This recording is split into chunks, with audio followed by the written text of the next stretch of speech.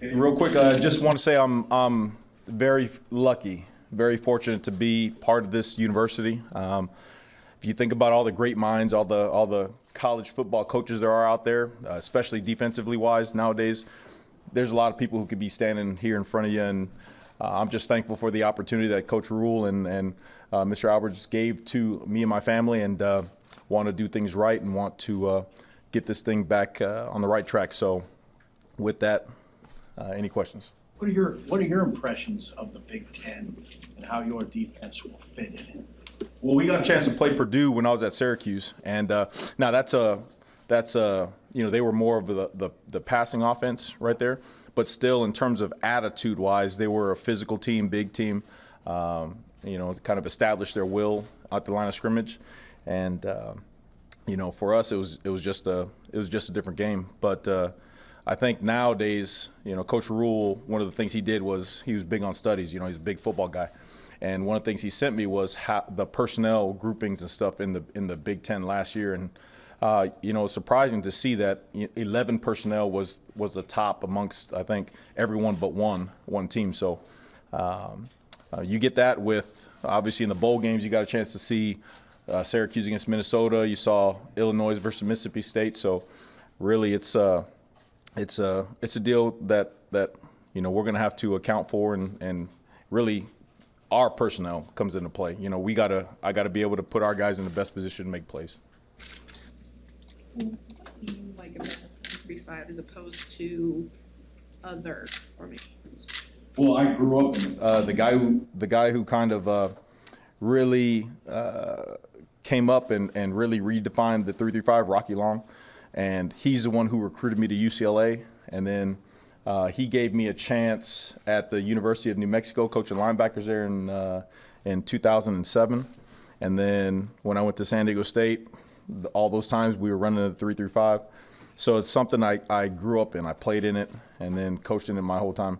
And really, when you're studying football, the 3-3-5 is just personnel. I mean, personnel-wise, you're lining up with 3 D linemen, 3 linebackers, and 5 DBs, but football-wise, that's all that really nickel is. Nickel is 4-2-5. I mean, we go 3-3-5, but we line up in a ton of different fronts and all that kind of stuff. So really, it's just the 3-3-5 is more personnel-based. So.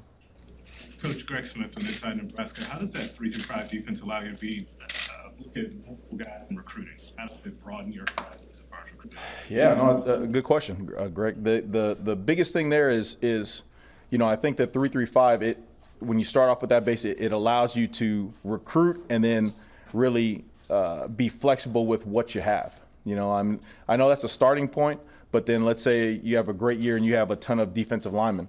Well, now you went from being a 3-3-5 to maybe a 4-2-5. Maybe you're down on D linemen and you have more backers. Well, then it's a 3-3-5. So it gives you a chance to go out and recruit. And the great thing about Coach Rule is he is really, really big on recruiting the big guys up front. So we're going to recruit our tail up there and then kind of adjust the defense to the personnel that we have. Mitch Sherman from The Athletic.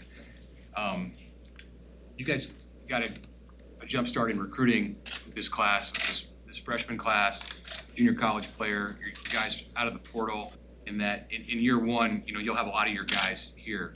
How much were you able to look for pieces that would fit the scheme that you want to run in that short period of time and sign in those players? Mitch, good to see you, man. Good to see you. The crazy thing about that is kind of like I said, I think if you get stuck just recruiting, okay, 3-3-5, I only get this defensive lineman for this, I get this nose tackle for this, I get this for that, I think then you're stuck.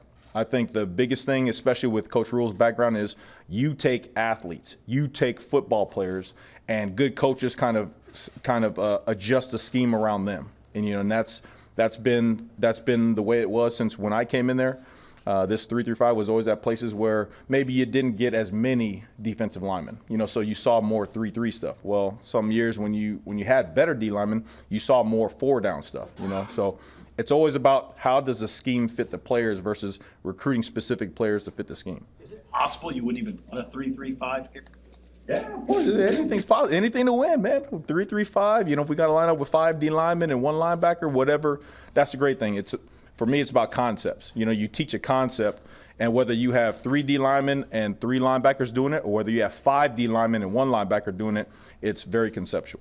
Coach Steve Morick with Inside Nebraska, the rover position at Syracuse. Can you just talk a little bit about that, and if you're going to use some form of that here? Yeah, it'll be now. Again, I think Sat said it best. We haven't got a chance to feel the guys around here yet. You know, you watch the tape and you see where guys were and what they were doing last year, but I haven't got a chance to feel them. So you don't know exactly how that, if it's going to be played the same, if it's going to be like more traditional old school where that guy was more in the center of the defense, or whether that guy's more on the perimeter of the defense. We don't know yet, but it'll be very similar to what we've done and what's being done with all those same guys from the Rocky Long Tree. Yeah. Characterize it as a difficult decision for you to take this job, and why? I mean, why did you take this job? You know, again, whenever you're talking about a situation where you're in a good place. I mean, I was in a good place with Syracuse and Coach Babers, and those young men over there played their butts off for me in the university. And when an opportunity presents itself like this, I think it comes down to a lot of factors. You know, me and my family talking, the relationship with Coach Rule going back to when I was a player and he was coming in to be a GA. And then, again, I said this once before, but you know, I think first impressions are really big. And when I was in middle school and high school, that was kind of like the birth of me understanding what college football was and playing football. And that's you know, you look at me in middle school and I graduated in 96, 97 from high school. That was Nebraska, right? That's Nebraska. You looked up and you saw Nebraska, Nebraska, Nebraska. So you add in all that stuff and then just sitting around talking about it with the family, and I thought it was something that you could not pass it up. What are your first impressions of this place, of being in the stadium every day, of being in the city? What are your first impressions? You see why it's different. I mean, from the people, from you walk in and you see the national championship trophies, you see the Heisman. I mean, you know, you walk around, you see why this place has been special and can be special. You know, there's no doubt there, and it only adds to the fact that Coach Rule and his plan has worked, the things he believes in, the staff he's put together. I think again, it's very easy when you walk around here and you see and you feel it. It's something special. How much of a connection were you able to form with Coach Rule in that short time that you guys were together in Los Angeles, and did that relationship? Did you maintain that relationship over these last 20 years or so? Yeah, you know, it's funny. So I was going out, he was coming in, and I didn't get a chance to play pro ball. I wasn't good enough. All right, so for that next year while he was a GA, I was around the program finishing up my schooling and all that stuff. And then it was always one of those things where you saw a guy having success, and then it's a text message, or you run into him when I was at San Diego State, New Mexico. You run into them at, you know, when they're at Temple and all that stuff. You run to them on the road and all this kind of stuff. So it's one of those things that was always right there. Hey, coach, you know, how you doing, man? Good job, saw you. Da, da, da. And then when he got this job, it was a text message just like that, and then it became a phone call, then it became an interview, and then it became a hey, let's do this thing. So How much does Rule get involved with the defense? How much do you anticipate him being involved with your defense? very. I mean, a football guy's a football guy, and I thought it was really good being around some coaches. They said be the dumbest one in the room. You know, you want to be in a room where you're the dumbest guy, because then that's all you're doing is growing. You know, and so when you get to listen to these guys and listen to them talk football, just football, I wouldn't have it any other way. You know, he's in there, he's talking schemes, he's talking mostly, again, you see it from the other side of the ball. You know what I mean? You see what the offense was thinking, what he would have done, how he would have attacked. And so then it helps you find answers. It helps you see, like, okay, well, if I move this guy here, you were thinking this one time, but now you're thinking this, and I can get you. So I think it's really important that he's involved in, and like I said, he loves ball. You know, that's a good thing about Sat, these other guys, is when they're not doing anything naturally, you see them around ball, watching ball. You know what I mean? So that's really cool, and again, it'll make me better. You talked about kind of getting those big guys in recruiting. What have you seen from Coach Knighton, and what have been your impressions of him so far? Oh man, he's funny. Listen, I wouldn't want to do something wrong. I tell you that he gets after it. He's fiery. But again, you talk about knowledge. A guy who's played it at the highest level you can on the planet. Really good communicator. He knows what he wants to do.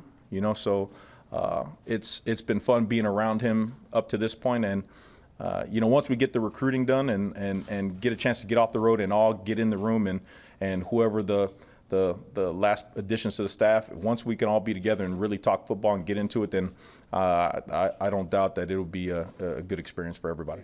Coach Sean Callahan with Husker Online. How much have you been able to study the roster, the players you inherit? I mean, they finished the year on a strong note. A lot of those guys have turned. I mean, what do you know about what you have to work with that's already here? Yeah, I mean, they've been sprinkling in because when I got here, they were taking finals and in that discretionary week. So I got a chance to see a lot of the guys stepping in there, and then any chance we get, we go back and watch just to see body types, how they move, and all that kind of stuff, just on film. And it's funny. You talk about coaching change, and you go into a room and you think, okay, when you watch the film, you say, yeah, these guys aren't very good. Well, when you watch the guys, they play their butts off. And you do have some talent there. I think it was just a matter of, for me, making sure that everybody's on the same page and everybody knows what they're playing for, because that's the biggest thing. That's the biggest thing that helped us at our last school. At my last school, was when we all saw things the same way. We all knew what we were fighting for. It made us more difficult to stop. And so you have talent here. I like the guys up front. I like Ty Robb. I remember him from when I was at Arizona State recruiting him. Got a chance to see Nash run around. Again, Luke. You see, I like some of the athleticism of the DBs. But again, it comes back to seeing them and feeling them in person, and then getting a chance to put them in the best spots where they can just go play versus be thinking all the time. The field identified on the offensive side of the ball, the receiver position is one as an area of need. Do you see anything on the defensive side where you say, okay, we need bodies there, we need more talent there? I would say, you're always you ask a coach that, you're always gonna hear D-line. You always want more D linemen, okay? And then I think, you want to see. I really want to get a chance to see and be around the guys at linebacker. I want to see that room completely. I know we've made some nice additions to it, but getting a chance, I know when I get a chance to see Luke, and I saw him run around, I got a chance to meet him, really excited about what he does. Nick, I know he got injured there towards the end of the year, but really interested to see how that linebacker room plays out. And that'll be a big thing about in terms of being able to put guys in the right positions and what kind of personnel groupings you put together. I think that room right there is going to be key to what we do in the fall. As a coordinator, do you focus on a position? I know we'll have all three levels. Do you spend more of your time with the linebackers since you were a linebacker, or do you just complete walk around? No, I usually spend my time. I was with the linebackers, and then I went with the secondary for a big chunk of my career, and then went back at Syracuse to linebacker. So once everyone is hired and we get a chance to see where I can be daily.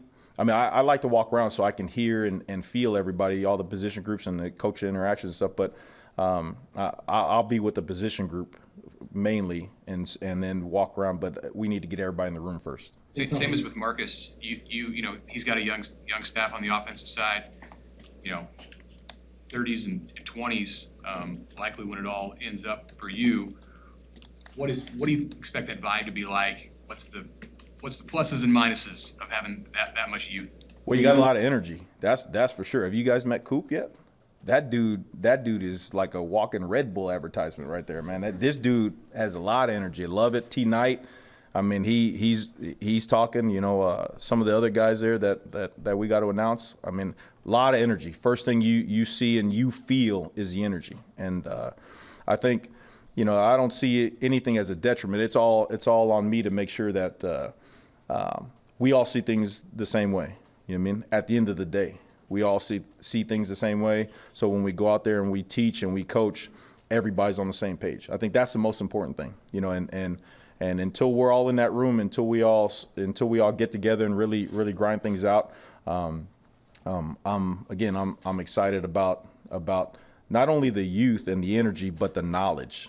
Again, these are football guys. These are guys that You know, you talk to Coop, and he's talking about game planning and defending Joe Burrow and Tom Brady and Drew Brees, you know, stuff like that. Then you go to T. Knight, and he's talking about going up against Trent Williams and all these other guys, you know, in the league and stuff like that. So you talk about the knowledge in the room, and it's gonna be exciting. Coach, you just got Andy Kennedy. Hey, you've been sprinkling around a whole bunch of different things, but if you could sum up, like, if people ask you, what's like defense, what are they known for? What do you want to be known for? What do you want to bring here to Nebraska? I think I would say the passion. You want to see a group of guys out there that when they play, they don't look at the score. They have fun watching those young men play their butts off, and everything will take care of itself. You know, and there's a lot of pieces that go into that, but when they take the field, you're going to know that they're playing for Nebraska. Okay, they're part of a tradition that's really unlike any other in the country. Okay, that I got to make sure I do right.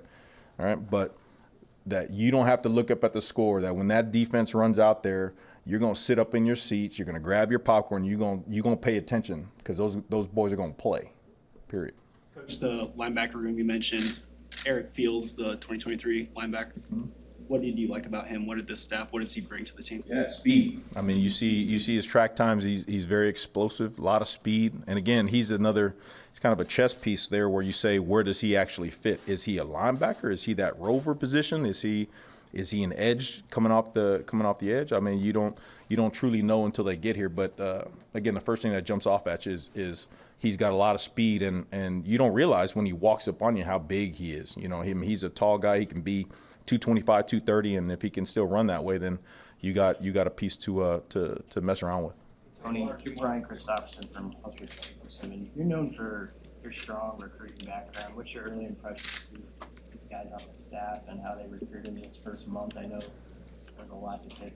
Yeah, you know Coach Rule, if you don't recruit, you ain't here. I mean, that's number one. I mean, that's the great thing about being with these guys is that they understand if you got the guys here, you have a chance, you know. So everything is built up around recruiting and those relationships and bringing the pieces here so that way we can get them and develop them, you know. But again, that's one of the things first and foremost. If you can't recruit and you don't want to recruit, then you ain't gonna be here. That's the way it goes. Describe in detail your plans for the Blackshirt tradition, including what day each year you'll hand them out and how many you'll hand out.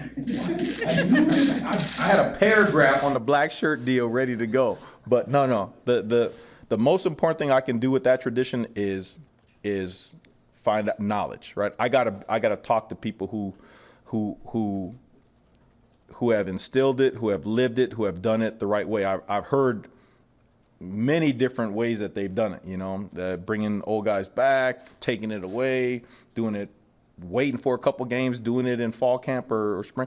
I've heard a lot of different things already. And the worst thing I can do is sit up here and say, I know I'm going to do it this way. No, that's something you don't mess around with, because again, I think that's one of the greatest kind of traditions you have in college football, especially defensively wise. You talk the black shirts, again, like, as a kid running around, you talked about putting on a black shirt and reenacting that you were part of the defense. You know what I mean? So I want to do it right. I gotta talk to people who have done it and kind of figure out what the best way to do it, and then I'll let you know. Anything else for Coach? All right, thank you. Appreciate everybody. Thank you.